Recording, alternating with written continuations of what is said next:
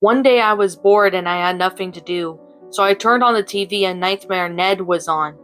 It was dark and greenish looking, poor quality, poor sound, and poor everything. It opened with Ned eating breakfast.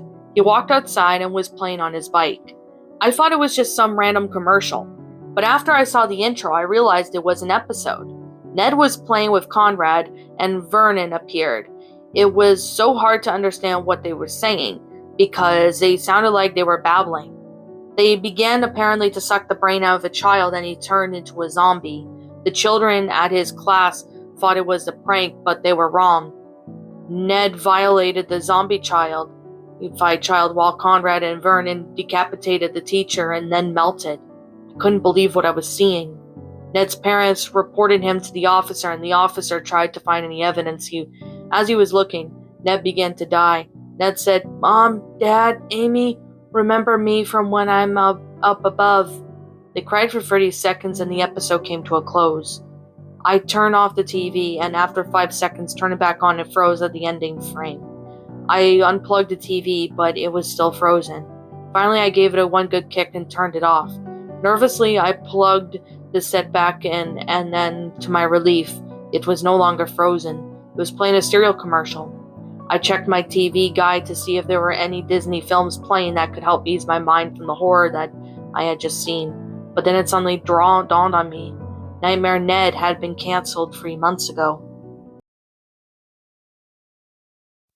And that, my pretties, was Nightmare Ned. A Nightmare Ned lost episode creepypasta. My final thoughts on the story. The story was not good. I'm being brutally honest. The story was utterly not that good.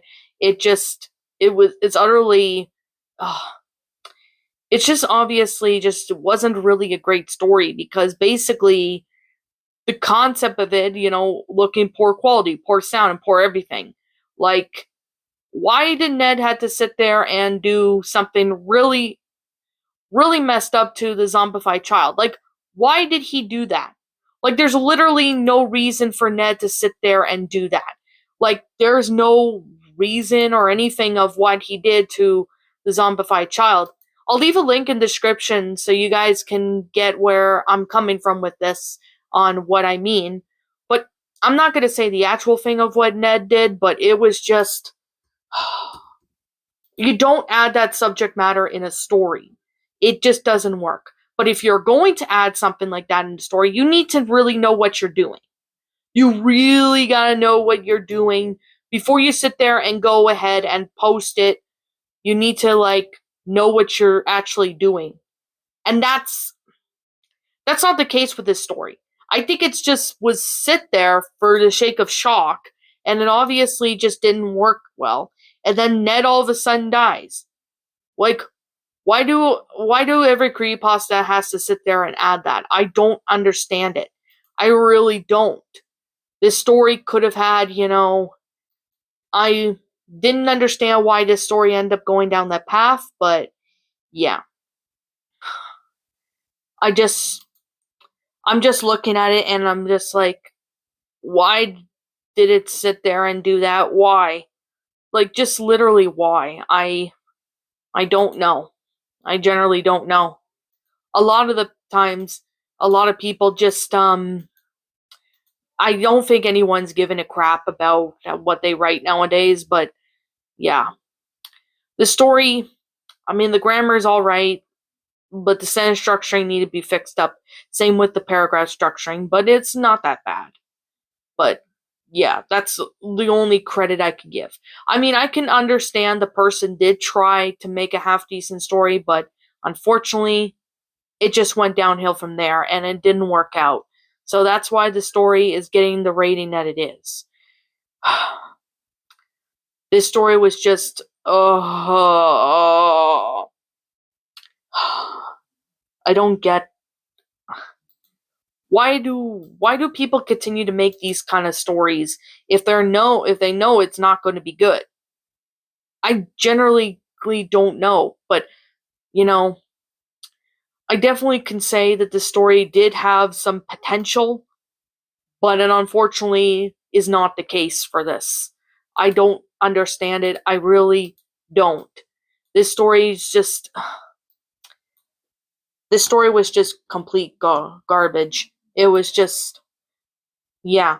It didn't add much to the episode, and it was really short too. So I can definitely say it was a really short story.